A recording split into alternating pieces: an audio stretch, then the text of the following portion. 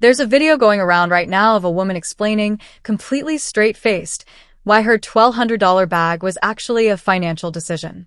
The comments are split in half. Half of them are laughing. The other half, quietly, in their group chats, are asking if that's actually true. Here's the uncomfortable part. Sometimes it is true.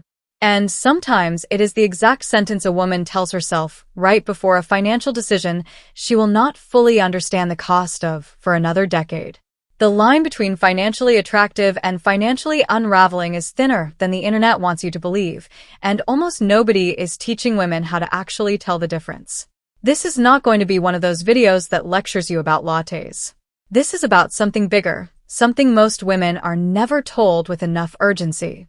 You have roughly 20 years. 20 years between the age you are right now and the age of 45, when compound interest, career capital, and financial habits either turn into freedom or turn into regret.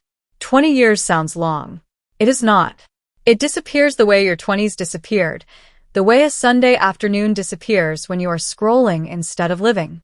This is not a scarcity video. This is not about denying yourself joy, softness, or beauty. This is about something far more powerful. Becoming the kind of woman who is financially attractive, not just visually. A woman who can afford her own life without needing anyone's permission or rescue. Let's talk about why this window matters so much, and why almost nobody explains it to women the way they explain it to men in finance textbooks. The clock nobody tells you about. Every woman has heard about the biological clock. Almost no one talks about the financial clock, and it is arguably louder. Compound growth is not emotional. It does not care how burned out you were in your 20s, how many situationships drained your bank account, how many family emergencies you quietly funded because you were the reliable one. It only cares about time in the market, time in your career, and time your money has to multiply. Here is the uncomfortable math. Money invested at 25 roughly doubles multiple times by the time you're 65, simply from riding out decades of market growth. Money invested at 45 has less than half that runway. So the 20 years between 25 and 45 are not just important, they are the most financially expensive years of your life to waste, because every year you delay costs you exponentially more than the year before it. This is not meant to scare you.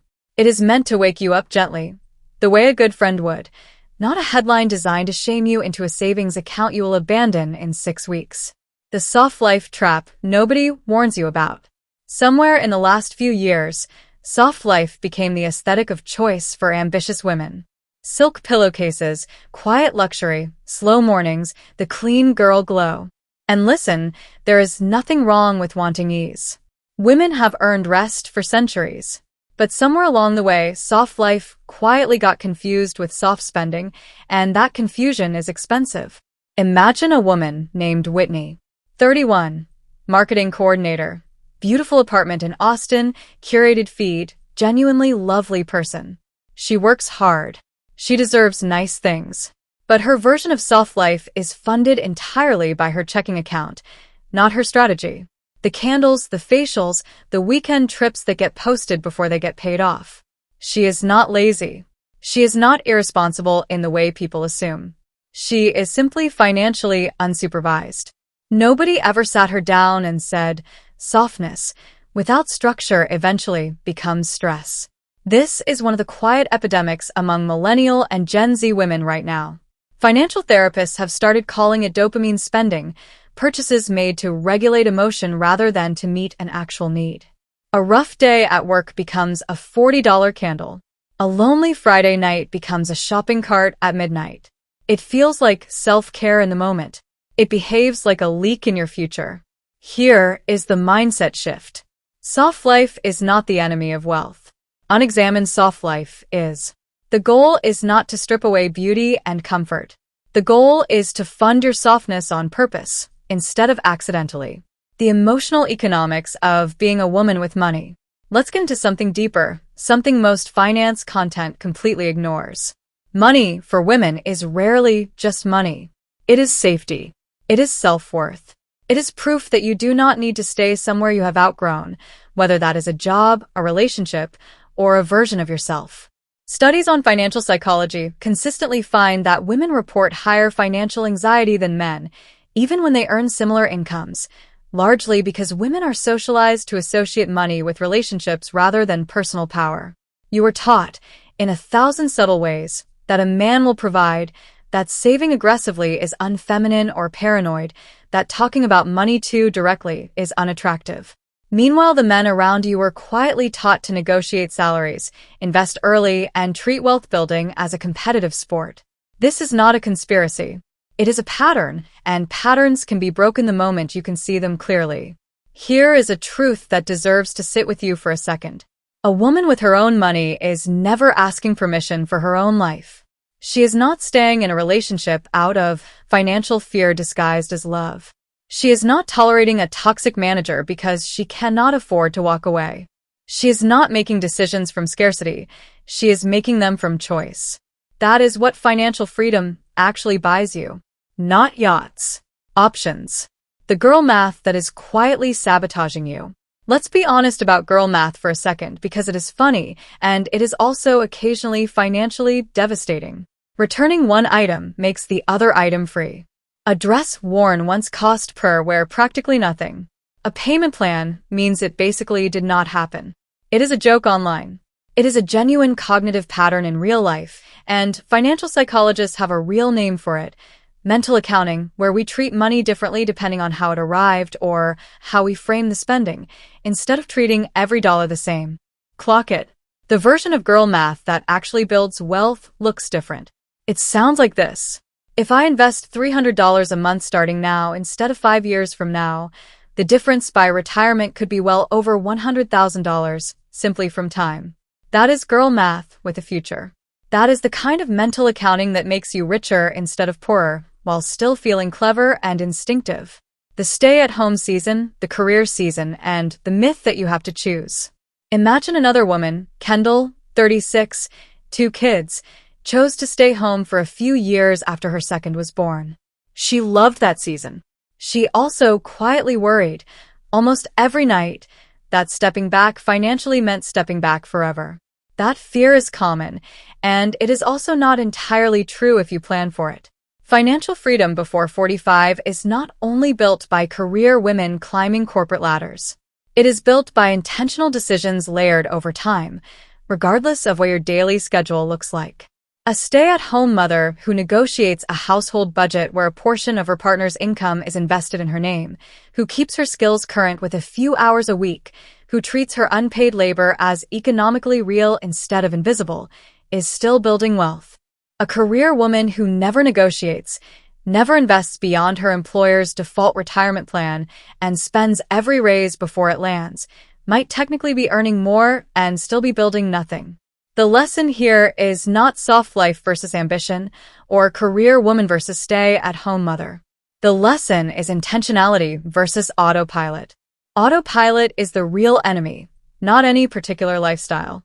If you are enjoying this deeper look at how women's psychology, culture, and money intersect, subscribing helps more of these conversations reach the women who need them. New breakdowns on wealth, femininity, and financial power go up regularly. What the 20-year window actually requires. So let's get practical, because insight without action is just a nicer form of scrolling. First, treat investing as non-negotiable, not optional. If your employer offers a retirement match, that is free money sitting on the table, and not claiming it is one of the most quietly expensive mistakes American women make. Even a modest monthly contribution into a low-cost index fund, done consistently for 20 years, tends to outperform almost every trendy side hustle you will be tempted to chase. Second, separate your emotional spending from your identity spending. Emotional spending soothes a feeling for an hour. Identity spending builds the life you are actually trying to become. A candle after a hard day is fine. A 4-figure credit card balance rebuilt every single month, quietly, in silence, is not softness. It is a slow leak with a pretty label on it. Third, build what financial planners sometimes call your walkaway fund, 3 to 6 months of expenses sitting somewhere boring and liquid. This is not about distrust of your partner, your job, or your life. It is about never making a major decision from a place of financial panic. A woman with a walk-away fund negotiates from strength. A woman without one negotiates from fear, even if she does not realize that is what is happening. Fourth, get financially literate on purpose, not by accident. You do not need to become a stockbroker. You need to understand the difference between an asset and a liability, how compound interest actually works in your favor over decades, and what your own numbers look like without flinching. Rich Andy energy is not about how much you spend. It is about how calmly you can answer the question, what is your net worth, without your chest tightening. Fifth, negotiate. Women who ask for raises receive them at similar rates to men who ask, and yet women ask significantly less often, largely from a fear of being perceived as difficult. Every unnegotiated raise compounds against you for the rest of your career, which means a single uncomfortable 5-minute conversation in your 20s or 30s can be worth tens of thousands of dollars by 45. The comparison trap dressed up as inspiration. There is a particular kind of ache that comes from opening your phone at 11 at night and watching someone else's highlight reel while sitting in the middle of your own ordinary Wednesday. A woman your age just closed on a house. Another just got upgraded to first class by her boyfriend. Another is somehow always somewhere warm, somewhere with better lighting than your entire apartment. Here is what almost nobody says clearly enough. You are not comparing your life to her life. You are comparing your unfiltered reality to her curated highlight, and that comparison was never fair to begin with. Behind a large number of those aspirational posts sits a credit card balance nobody photographs, a payment plan nobody mentions in the caption, a version of financial anxiety dressed up in a perfectly lit outfit. This does not mean every woman online is secretly struggling. It means you cannot accurately judge someone else's financial health from a feed, and building your spending decisions around someone else's highlight reel is one of the fastest ways to sabotage your own 20-year window. The healthier practice, the one wealthy women actually use, is private benchmarking. Not comparing yourself to a stranger's edited life, but comparing this version of you to the version of you from 1 year ago. Is your savings rate higher? Is your debt lower? Are you making decisions from clarity instead of comparison? That is the only scoreboard that has ever actually mattered. The relationship money conversation nobody wants to have first. Let's talk about something a little more tender, because money and love are never as separate as we pretend they are. A lot of women avoid financial conversations early in relationships because it feels unromantic, or because bringing it up too soon feels like it might make them seem calculating, or worse, high maintenance. So the conversation gets postponed, and postponed, sometimes for years. Meanwhile, financial incompatibility quietly becomes one of the most common sources of tension in long-term relationships, right alongside communication and intimacy. Not because money itself is the problem, but because unspoken financial values eventually surface anyway, usually at the worst possible moment, during a shared lease, a wedding budget, or a decision about whose career gets prioritized when a move is on the table. Here is the mindset shift. Asking about someone's relationship with money is not unromantic. It is one of the most intimate questions you can ask a person, because it reveals how they handle stress, how they define security, and whether their version of a future actually matches yours. A woman who protects her financial independence inside a relationship is not being guarded. She is being someone who has learned that love and financial self-sufficiency were never supposed to be in competition with each other. The mid-30s reckoning. There is a specific age where the financial clock starts whispering louder, usually somewhere between 33 and 38. This is the season where a lot of women quietly do the math for the first time. They pull up their retirement account. They calculate what 45 actually looks like if nothing changes. And for many, that number is smaller and scarier than they expected. If that is you right now, this is not a moment for shame. Shame is not a strategy. It is just weight you carry while doing nothing productive with it. The women who turn this reckoning into real change are not the ones who panic and overhaul everything overnight. They are the ones who take the number seriously, then build one new habit at a time, calmly, consistently, the way a woman builds a home rather than the way she books a vacation. Financial freedom by 45 was never about being flawless from 25 onward.